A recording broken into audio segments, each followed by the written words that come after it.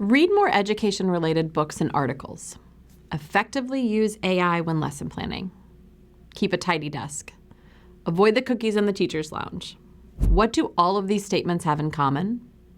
Well, they're my goals for 2025, and while admirable, they are vague and not student-centered. And by the time you view this video, my desk is probably a mess, and I've definitely stress-eaten all the cookies. This month's 2-minute tip focuses on how to set strong and clear goals for language instruction in our classroom.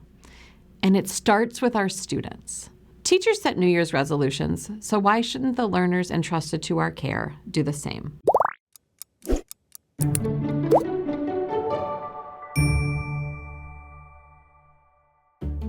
When it comes to teaching English learners, there's just too much possibility to not get excited and plan for success. As educators, you know that bilingualism is a superpower.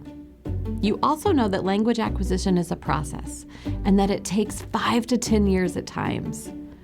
Additionally, you understand that social language and academic language differ.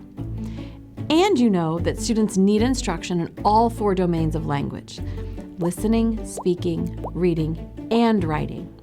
And while you know these language instruction tenets well, I'd venture to guess that your students do not know these key ideas, but they should. In order to get to know your students better and to promote a growth mindset, we want you to meet with your students and set goals with a quick planning tool: a language learning ladder.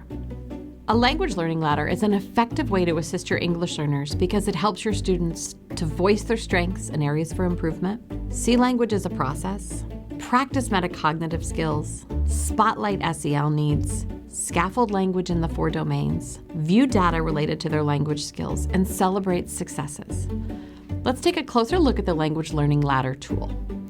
This tool may be found as an attachment below.